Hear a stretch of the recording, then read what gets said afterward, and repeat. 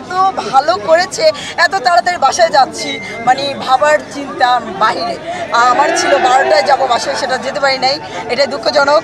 অনেক সুন্দর খেলেছে, অনেক সুন্দর ক্যাচ ধরেছে, অনেক সুন্দর বোলিং ছিল, অনেক সুন্দর ব্যাট ছিল, এভরিথিং ওকে। বাট মানে এত ভালো করেছে, এত তাড়াতাড়ি বাসায় যাচ্ছি, মানে ভাবার চিন্তা বাহিরে।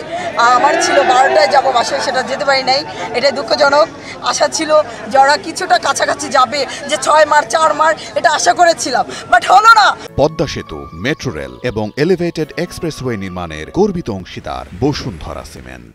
যখন লাস্টে 3টা 4টা মেরেছিল, মানে আশা করেছিলাম ওরা দুইজন ঠিকই যাবে, বাট পারলো না, এর জন্য ভেরি স্যাড। বাট বাসা যাচ্ছি অতি তাড়াতাড়ি, এর জন্য দুঃখ।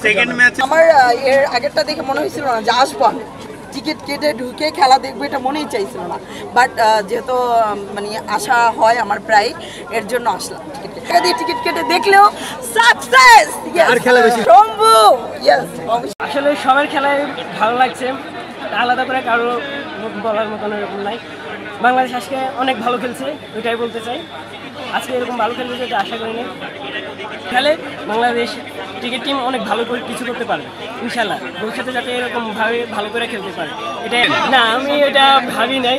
আমি চিন্তা করলাম যদি পরশুদিনের মতন যদি খেলে তাহলে এটা আর ক্রিকেটে দেখবো। বাট আজকে যে খেলা দিছে ওই খেলাতে ভালো লাগছে, অনেক ভালো লাগছে বাংলাদেশের খেলা দেখে। আশা করি যদি ভবিষ্যতে খেলে তাহলে বাংলাদেশ ক্রিকেট টিম ভালো কিছু করতে পারে। আজকে আমি চিন্তা করতে পারি না যে বাংলাদেশ আজকে এত সুন্দরভাবে খেলা খেলবে। আর বিশেষ করে সৌম্য সরকারের খেলা আমার খুব ভালো লেগেছে, ব্যাটিং। আর রিশাদের বোলিং আমার খুব ভালো লাগে সবসময়। রিশাদ আর কি অনেক সুন্দর বোলিং করেছে। হ্যাঁ, অবশ্যই আক্ষেপ হবে, কিন্তু তবুও আর কি মোটামুটি ভালো খেলেছে আলহামদুলিল্লাহ। কিন্তু মনে একটা আফসোস রয়ে গেলো যে সেঞ্চুরি করতে পারে নাই, এটা আর কি মনে আক্ষেপটা আর কি রয়ে গেলো এখনও।